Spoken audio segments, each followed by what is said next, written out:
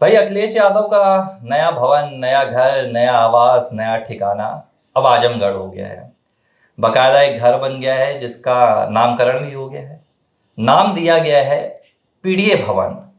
पूर्वांचल में अखिलेश यादव का ये नया भवन, नया आशियाना कौन सी नई सियासत की कहानी लिखेगा, इसे लेकर हर तरफ चर्चा हो रही है।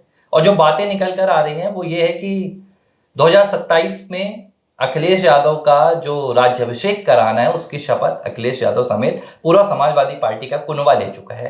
एक तो दो बात आप समझिए। अगर उत्तर प्रदेश में मैं देखूं तो फिलहाल जो सत्तारूढ़ दल है भारतीय जनता पार्टी, जब वो अगले 5 साल का संकल्प लेता है तो उसके संकल्प क्या होते हैं? उसके संकल्प होते हैं उत्तर प्रदेश को देश का सबसे समृद्ध राज्य बनाना है, या उत्तर प्रदेश को और भी कानून व्यवस्था के लिहाज से मजबूत राज्य बनाना है। अगर मैं केंद्र की बात करूं तो प्रधानमंत्री नरेंद्र मोदी संकल्प लेकर चल रहे हैं 2047 तक विकसित भारत बनाना है, सशक्त भारत बनाना है। लेकिन समाजवादी पार्टी ने क्या संकल्प लिया है कि अब हमें 2027 में राज्याभिषेक करना है अखिलेश यादव का। और ये जो आजमगढ़ में उनका नया आवास बना है, ये अखिलेश के राज्याभिषेक के लिए एक नया ठिकाना बन गया है। और इसकी कवायद 2022 में तब हुई जब पूर्वांचल में अखिलेश यादव को एक बढ़त मिली थी। 2022 में करीब 39 सीटों में जीत कर यहाँ से आई थी समाजवादी पार्टी को 39 सीटें ज़्यादा मिली थी पिछले चुनाव से। और अब जब 27 नज़दीक आ रहा है, 2 साल का समय बचा है, तो अखिलेश यादव को लग रहा है कि भाई उनके पीछे जो तमगा लगा हुआ है फिलहाल वो मुस्लिम यादव का लगा हुआ है। समाजवादी पार्टी के पीछे ये पूरा तमगा है कि भाई मुस्लिमों की पार्टी है उत्तर प्रदेश में, यादवों की पार्टी है। अखिलेश इस तमगे से ऊपर उठना चाह रहे हैं, इसीलिए उन्होंने पूर्वांचल में खासतौर पर अपने इस भवन का नाम पीडीए भवन दिया है। और वो बताना चाहते हैं कि देखो भैया, मेरा सिर्फ जो वोट बैंक है ना वो सिर्फ यादव का नहीं है, वो मुस्लिमों का नहीं है। समाजवादी पार्टी अब दलितों को भी वोट बैंक बनाने जा रही है, पिछड़ों को भी बनाने जा रही है, अल्पसंख्यक तो है ही है। अब एक खास बात एक और, अखिलेश का एक बयान आया था और उन्होंने कहा कि यहाँ से आजमगढ़ से जितनी दूरी लखनऊ की है उतनी ही दूरी पटना की है। तो क्या बिहार चुनाव में आरजेडी को समर्थन देने के लिए अखिलेश यादव ने आजमगढ़ में अपना ठिकाना बनाया, या ये सिर्फ 2027 की तैयारी है?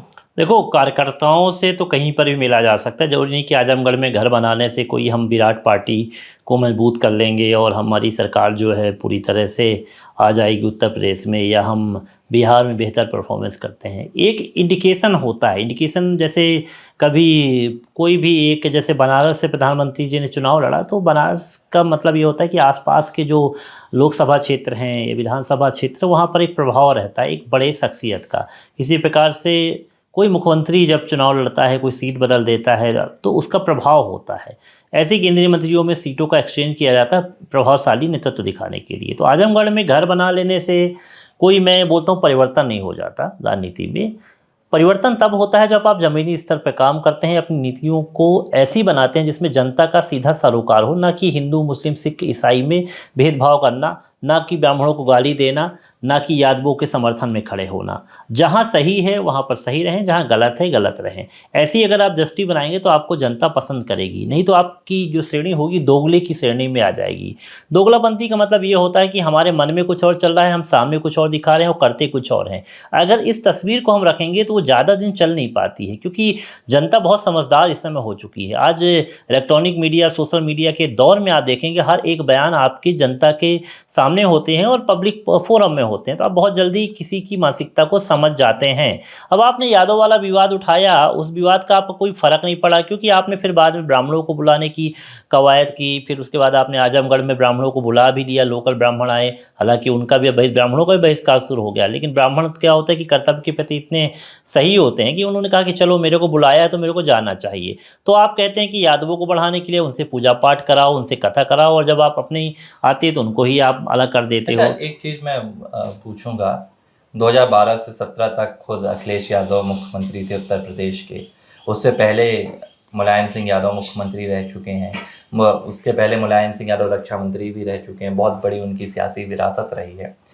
इस सियासी विरासत होने के बावजूद आज अखिलेश यादव आजमगढ़ में अपना पूरा निवास बनाते हैं, तो निवास का जो नामकरण किया जाता है वो 3 जातियों पर किया जाता है, पीडीए, पिछड़ा, दलित, अल्पसंख्यक।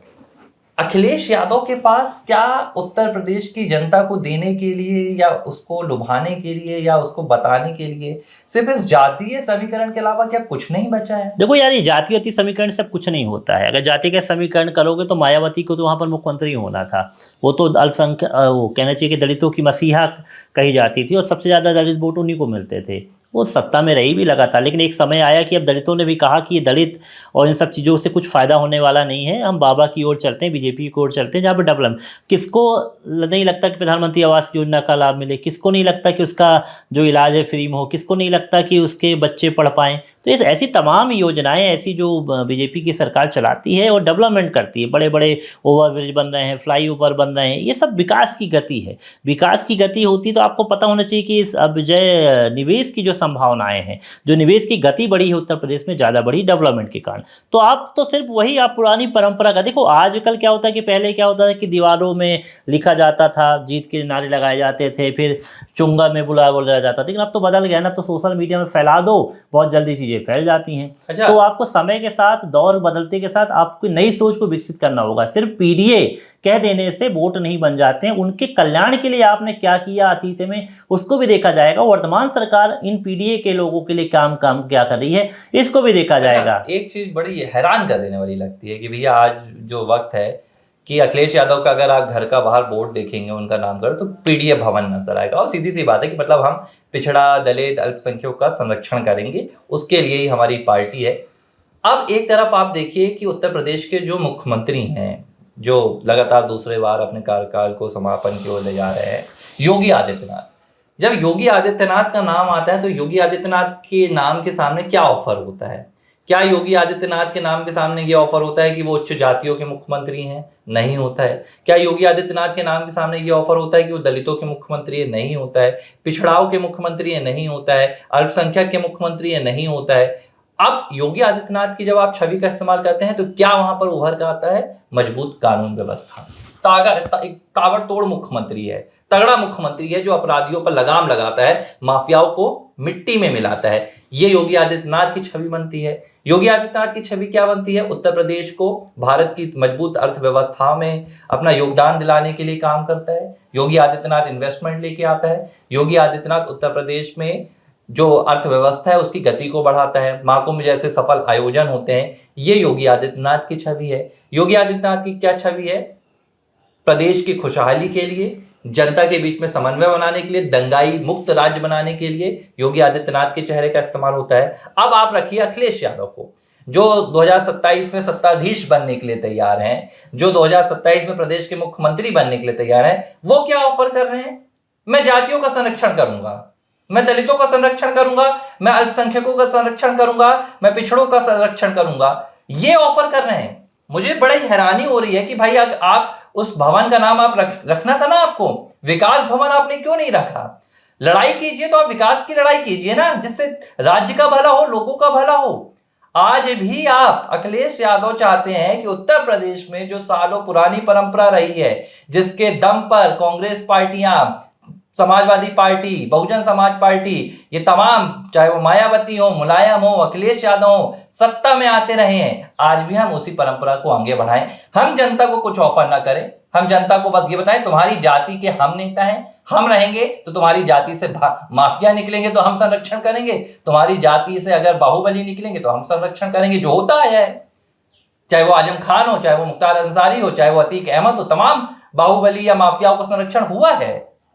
तो ये है फर्क उत्तर प्रदेश के मुख्यमंत्री योगी आदित्यनाथ में और जो अपने आप को विपक्षी नेता कहते हैं अखिलेश यादव में। तो जो आजमगढ़ में भवन बना है उसका सीधा मिशन यही है कि हमारा सिर्फ एक लक्ष्य है, हमें आप चुनाव जिताइए, हम आपकी जाति को संरक्षण देंगे, फिर आप मनमानी तरीके से कीजिए। उत्तर प्रदेश गड्ढे में जाता है, हमें परवाह नहीं है। नहीं, राजनीति में अब ये नहीं चलने वाला है। अब जो तस्वीर निकल कर सामने आ रही है, प्रोग्रेसिव पॉलिटिक्स आपको करनी पड़ेगी, प्रोग्रेस की आप बात करनी पड़ेगी, हर एक वर्ग की बात करनी पड़ेगी। एक इंडिविजुअल वर्गों को लेकर सिर्फ ये कह देना कि हम आपके मसीहा हैं, ऐसे काम नहीं चलने वालेगा। इसलिए तस्वीर बदली है और तस्वीर का जो रंग बदला है वो विकास की ओर जा रहा है। और विकास की जो पटकथा जो लिख रही है वो बीजेपी लिख रही है। इसलिए बीजेपी की दमदारी जो है उत्तर प्रदेश में छाई हुई है। और अखिलेश इस पूरी दमदारी के बीच में संघर्ष करते नजर आ रहे हैं, मैं ये मानता हूँ। देखिए, अब अखिलेश यादव इतने बड़े नेता हैं, लेकिन जब विधानसभा चुनाव लड़ने की बारी आई थी, तो योगी आदित्यनाथ को गोरखपुर में चुनौती देने की बजाय वो करहल निकल गए थे। ये अखिलेश यादव का भय भी बताता है,